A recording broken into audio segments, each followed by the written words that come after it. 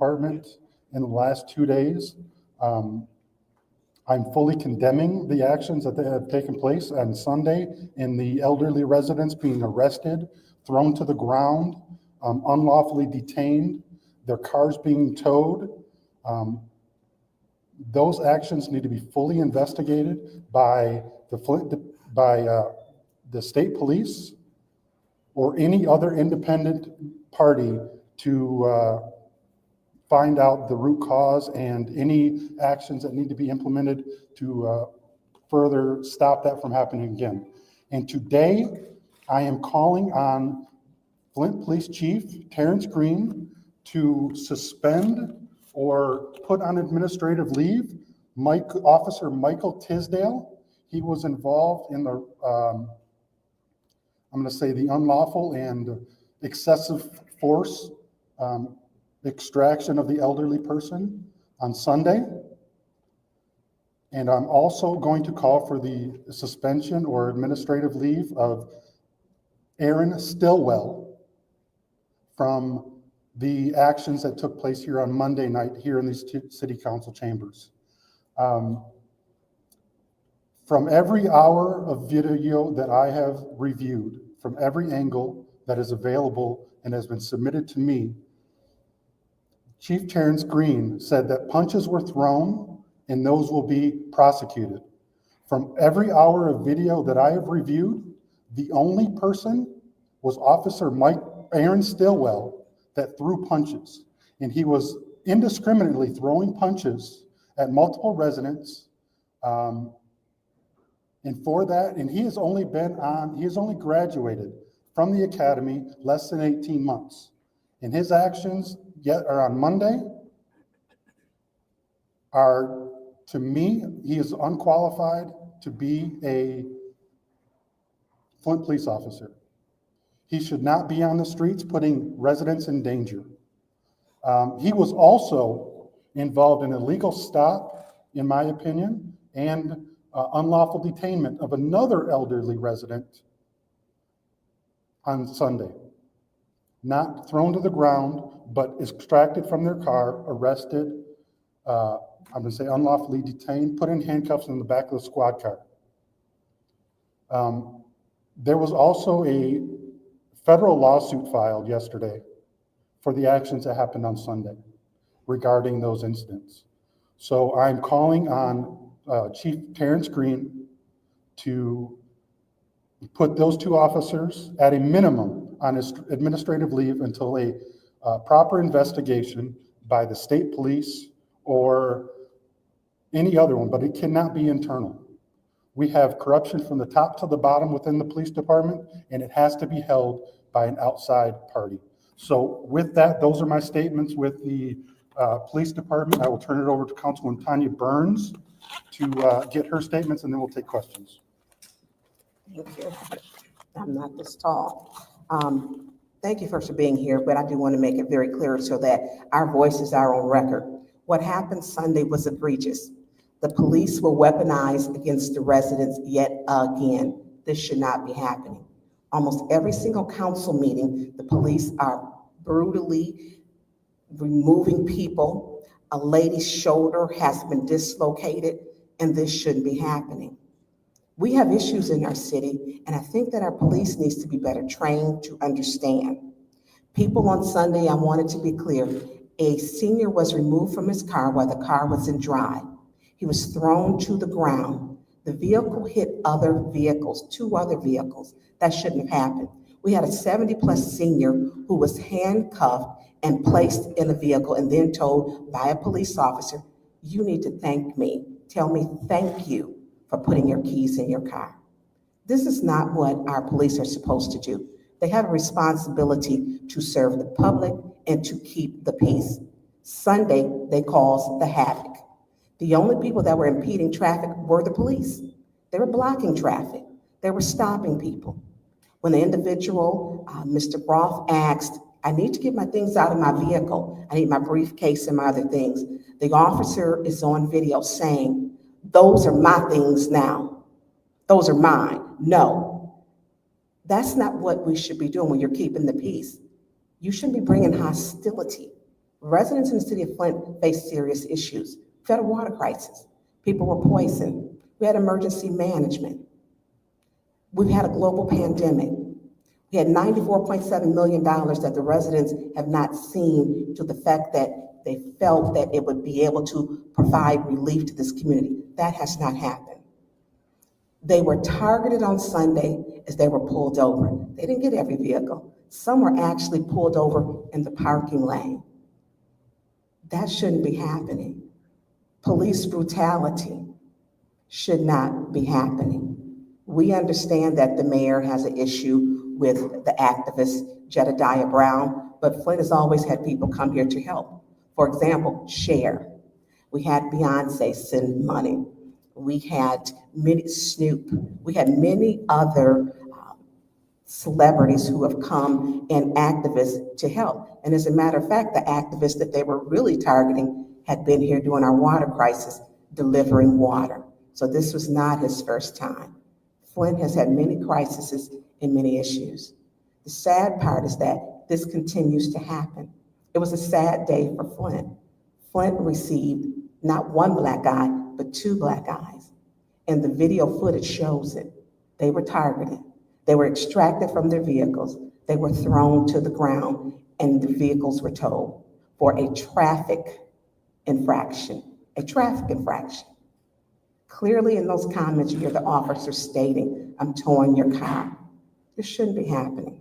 I don't want people to feel that Flint, when you come to Flint, that this is normal. That's not normal behavior. And this is why we're speaking out and speaking out on the record.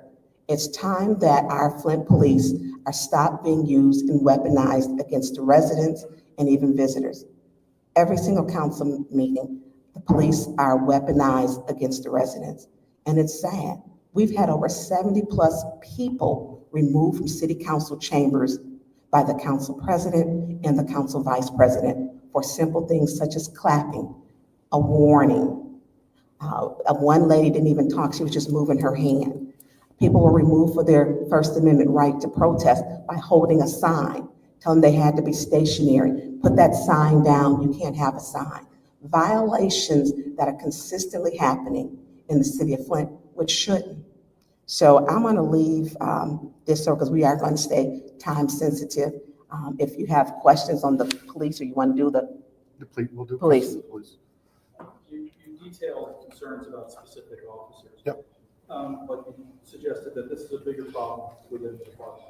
What are your concerns about supervisors all the way up to chief? Well, I have concerns that the chief is ruling by, he is giving orders that are unlawful. It's clear that some of the officers are following orders and not following their oath or specific laws. Moreover, during one of the police stops on Sunday, if not both of them, the people in the cars were told, "Get out, I'm towing your car." Not a standard, and they clearly said, "I'm ordered by my police chief to tow your car."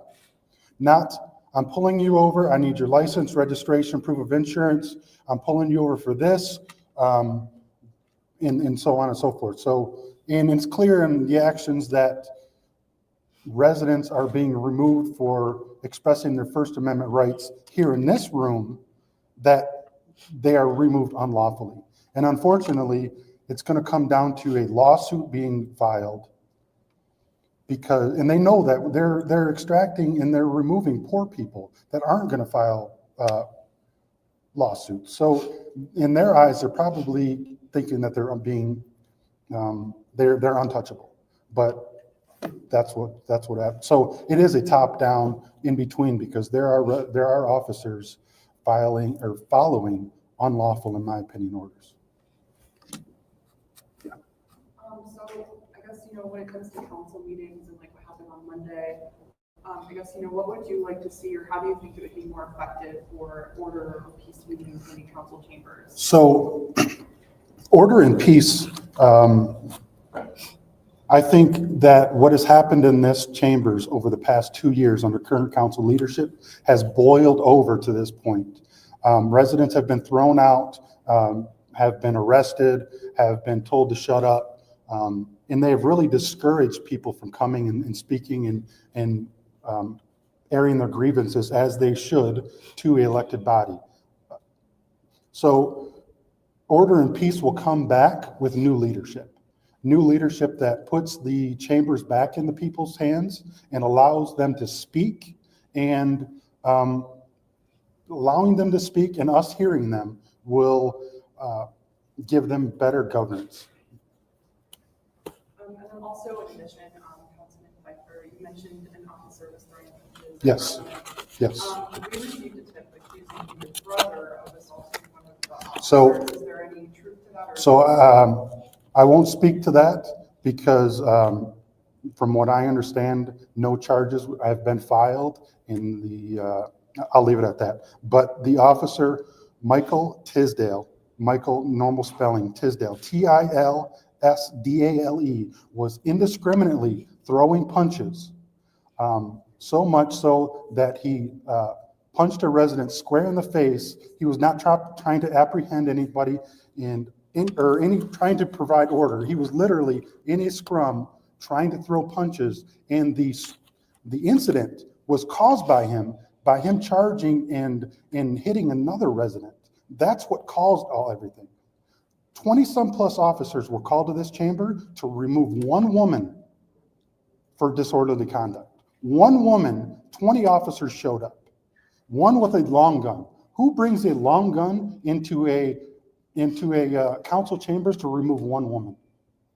I'll leave it at that, but I'll leave that question at that. But I do want to speak to this because this room, there was chaos. And I want to speak to with what the residents is. You will constantly hear the public safety plan. We have never had a resolution to vote on the public safety plan. There's a document that was presented and worked on with interim council president Liddell Lewis with Chief Green. It is not enforceable. She is consistently telling the police to enforce something that is not the law, and they are enforcing something that is not lawful. They're not asking, they're not saying, show me where this is written, because they constantly tell people to be removed. And it started with someone over there videotaping near the city attorney. And Judy Priestley, councilman of the 4th Ward, stated, you can't be over there videotaping. There is no rule, there is no law that you can't videotape. They keep stating that you can't talk to the city clerk or the city attorney. That's just not true. We have never had a resolution that you can't talk to public officials that are paid for by public dollars with their salaries. And so when we continuously, when they continuously violate not only the Open Meetings Act, the First Amendment, and they violate the city charter themselves because they don't have decorum with how they talk to residents. It's disrespectful. It states in the city charter, section 3-104, that we must be respectful to constituents and we must be respectful to each other. Those 4 council members they're not respectful. We have been called names that they would make your grandmother blush. It's been ridiculous. Hey, just a matter of correction real quick. It was Stillwell that was going to punches here at City Council. I think you just said Tisdale. okay, yeah, no, Stillwell was the incident here on Monday. Tisdale was in the street on Sunday. Just a quick clarification. Have you filed a formal request through channels to have the MSP do an investigation, or are you just asking? There has been a formal complaint made to the Michigan State Police on Officer Stillwell. I think, to my knowledge, the federal lawsuit involved Officer Tisdale. So I think those 2 channels are what has been done so far. Any other questions on the Flint Police before we move on to the budget? Sorry, I missed the first few minutes. Would you both just identify yourself quickly? Councilman Dennis Pfeiffer, this is Councilwoman Tanya Burns. Can I just state, I was there Sunday for the protest. I was actually involved in the march, and I was at the very back of the line. We no less got more than 5 blocks, and police were literally paratrooping in from adjoining side streets. I drove through the downtown area prior to the event taking place, about 45 minutes before the event took place. There were no police at all in any of the downtown streets area. So I highly have to assume the way that they followed us from this building down the street, they started out with 2 cops that were sitting on the street, and then as more and more started paratrooping in and following in their line, no sooner did we get 5 blocks down right in front of Water Street, and exactly what they're stating is true. They were pulled over to the side of the street, which was not in the driving lane. The cars were still driving down Saginaw Street. There was no impaired driving. Everybody was driving fine. Cars were still getting down the road. The police came in, they barricaded all of those people that were in that line, and they kept them from proceeding down the road. Thank you. We're going to continue on real quick. Yeah, we're going to continue on. So in regards to the budget, I think the mayor is playing a very dangerous game. And what he is doing is he is blatantly lying to the residents, saying that this is a balanced budget. This is not a balanced budget. We are spending $4+ million than we receive. And it is, I'll just say this, in fiscal year 22, we had a $17 million surplus. This year proposed, we have a 29. So you're thinking, okay, we went up in our budget. Well, that's not the case, because we transferred $40 million of ARPA funds. So if we didn't transfer $40 million of ARPA funds to the general fund, we would already be bankrupt. And every year we have a $4 to $5 million deficit. And this year is the only year that there isn't a 5-member rubber stamp to approve this reckless spending. And it's a straight lie that it is a balanced budget. And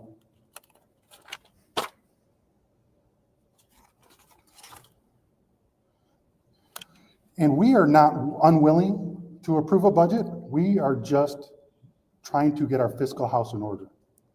We have proposed amendments to the general budget. They have all been voted down by the council members who rubber stamp everything. And one of the things that is clear is the overspending in the mayor's department. The mayor's department in fiscal year 19 to 20 had a budget of $344,000. This year, the mayor wants $1.6 million in that department. And that is just the mayor's office. Don't let it skew it, though. He includes blight and everything. That is just the mayor's office.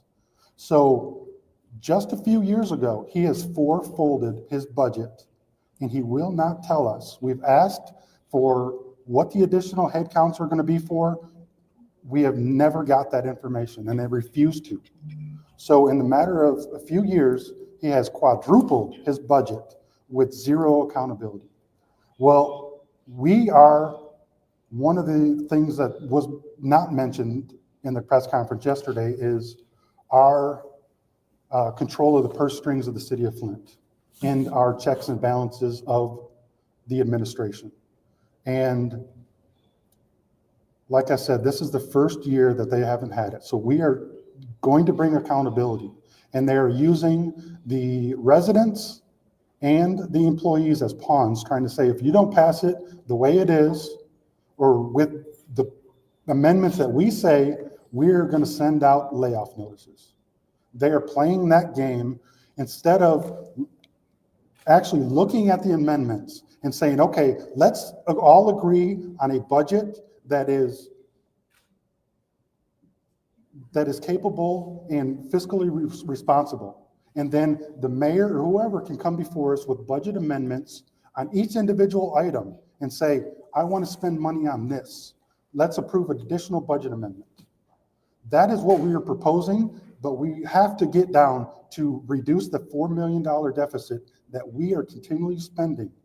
And I think we would be already in bankruptcy if we didn't send the ARPA dollars to the general fund.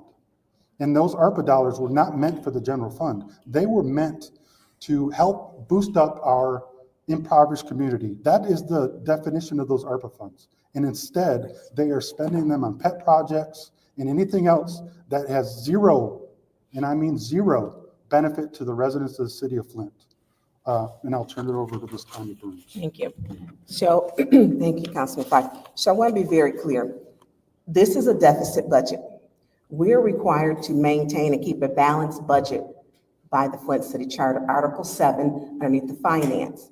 The mayor's administration is supposed to bring city council a balanced budget. That didn't happen. It did not happen. When you bring a deficit budget and say, hey, it's going to pass later down the road, it'll balance later, it does not state the city charter, page 61. It does not speak to maybe October, November, hopefully no December. It has to be the date that we vote to adopt the budget. It's not balanced. Flint has had 4 emergency managers: Darnell Early, Ed Kurtz, Mike Brown, Jerry Ambrose. We do not want another emergency manager. That is very clear. What happened to our last emergency manager? What happened to the city of Flint? Governor Snyder stated that the city of Flint, city council, and the mayor lacked the will to govern, and they took over our city. They sold off all of our assets, our garbage trucks, reduced pay, reduced benefits for our employees. And they eventually decided to not treat the water, which led to the poisoning of the city of Flint, where there was TTHM, PFAS in the water. The water wasn't treated. So when residents get outraged, it's because the residents get no justice in the city of Flint, and that is the outrage. So we have been asking the questions with the budget, certain things, the 2 golf courses, Kersley Lake, Swartz Creek. We wanted to see the financials. This mayor has continuously used the $75,000 threshold. We are paying $72,000 to a vendor for city properties that we had vendors who were going to pay. Instead, we're paying them. We're supposed to split the profits. We haven't seen any of the profits. They have a bar, they have a restaurant, they have cannabis events. We haven't seen any of the funds from this. In addition to that, we have asked, the mayor took off and he evicted the current, who was in good standing, the Hasselbring Center, from what is now known as the Mays Center. We're now funding 2 positions. We don't know from, they did state ARPA funds, which is not for salaries. They are funding those. We're paying and we don't know how much are the expenses for running that. The state said that the county stated in this letter that they will not fund, that the city submitted an application. It was the worst application they've ever seen. And that they will not be given the money. So somewhere in our budget, we don't know, they're paying for a senior center, the consumers, the water, the snow removal, the parking lot lights, and 2 salaries, the food, the programming. City council did not vote on this. We did not vote. We have not had to take care of our senior centers since 2002 when emergency management came in. That's 23 years ago. Now, under this budget, and we don't know where it's at because they won't show us. We're having to do McKinley Center and then in addition, the Mays Center. So there's many discrepancies in this budget that we've got questions about. The opioid plan. Where is the opioid plan? We have an opioid problem in our city. Where is the plan? We have a fund with it and they're spending that money and we want to know where all those dollars are going. You can spend up to 30%, but it's not lining up. And when we ask our chief financial officer, he consistently tells us, I don't know. And I believe he honestly doesn't know or he's been told he can't answer.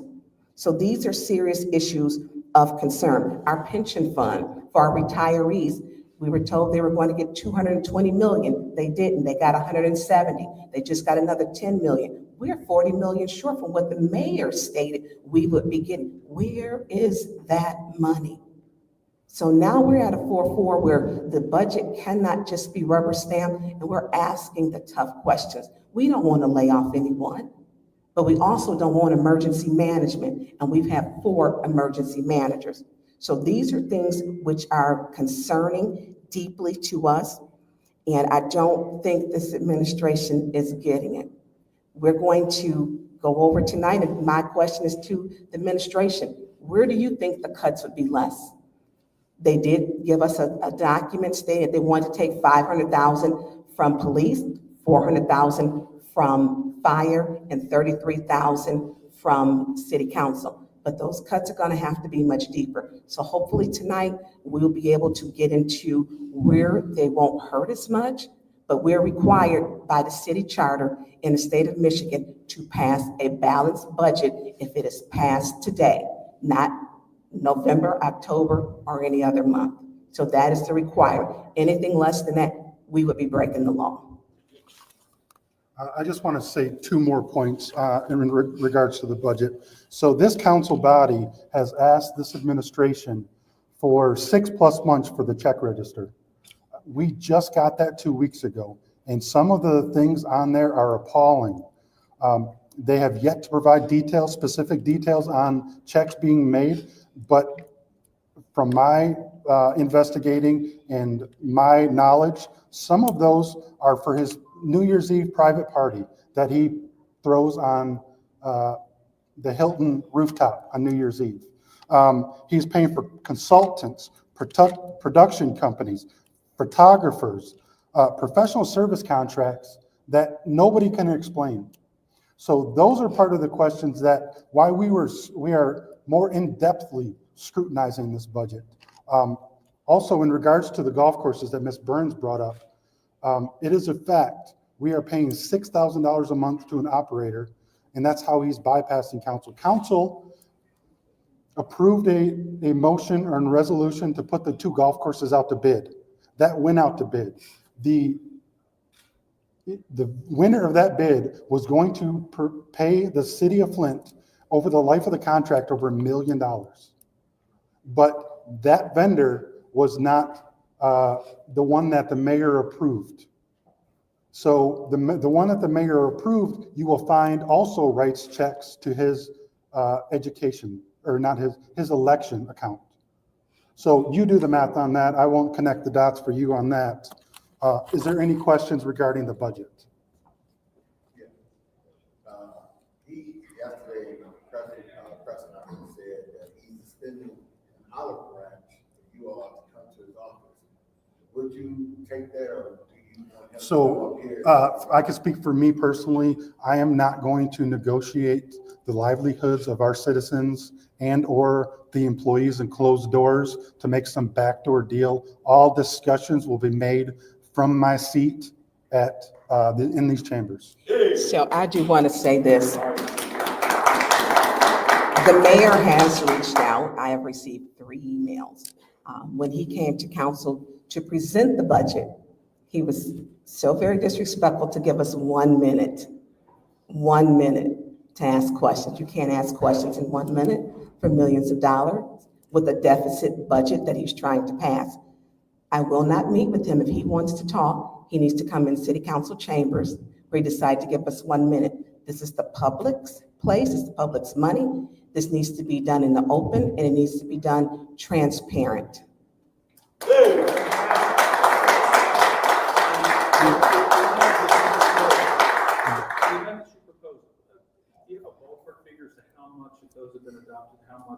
So none of them have been adopted. But a ballpark, if they had been adopted. If they had been adopted, we would have saved 1.25 in the mayor's office. I believe $250,000 out of the administrator's office, and no other amendments have been proposed because council members broke quorum. So, but that still would have left you. that's still $3 million correct. short. Correct. And the administration has offered since that date about 1.2 in additional, and Ms. Burns named off a few of the police department, city council, some of those. So if we adopt those and the proposed to the mayor and administrator's office, yes, we still have other departments that need to be, their belts need to be tightened. So one of the areas that they stated, which is the capital expenditures. So I guess we'll go through every department. But again, this is the mayor's responsibility to give us a balanced budget. This was his budget. He presented a deficit budget to city council. That was irresponsible. In addition, he is supposed to, according to the Flint City Charter, quarterly present any budget issues he's having. He's supposed to come before council and say, hey, I've got issues, or his administrator, this is where we need to offset things. That has not happened. You know, we don't, and I'm gonna say this, I don't think things will change over the whole until August, the election. I don't see that. Passing the budget, I hope they come tonight with, you know, what do they want to see cut? Because we did not make it. The quorum was broken. Yesterday was not a meeting. It wasn't properly posted. The city clerk wasn't here. Her staff wasn't here. They broke quorum the day before. So I think it's time for them to stop the shenanigans, sharpen the pencils, and we have to go to work for the residents. And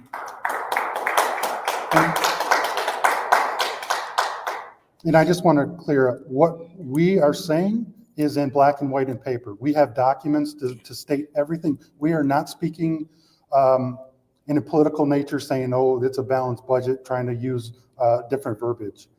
These are all, everything that me and Councilwoman have said can be and will be backed up in documents.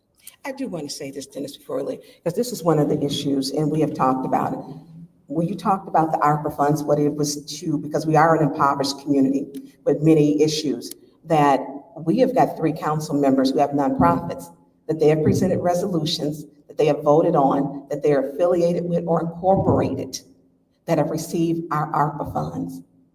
And so residents who are here asking for a roof, residents who are asking for in-home plumbing, residents who are asking to be fed, they won't vote to feed our help centers. We have got St. Mark's, to where they feed 800 to 1,200 people a month. We have the 2 East Side centers that they won't vote to approve that. But we've got council members who have received $25,000, $50,000. Another one was voted on in committee with $300,000 that just happened to make its way to State Rep Cynthia Neely's earmarked budget to be approved. So we have to follow the money, and we are doing that so that we don't go back into receivership underneath emergency management, and we don't have a 5th emergency manager. Any other questions regarding the budget? I wonder, the mayor said yesterday he's optimistic that we will have a budget at some point this month. Are you two, given the deadline that's happened so far, given the recent history of how this has gone, do you think we'll have a budget this month? I honestly, I think we do. The question was, do we think we'll have a budget? I do think we'll have a budget, but the council members on the mayor's rubber stamp have to come to the realize that they are not going to get the budget approved the way it stands. It's not going to happen. We have to get our financial and fiscal house in order, and in order to do that, tough decisions need to be made, and they need to stop playing Russian roulette with the employees and the residents. Any other questions regarding the budget? Okay, then we will. Thank you for coming. Yeah, thank you for coming on short notice, and we'll wrap this up. Thank you.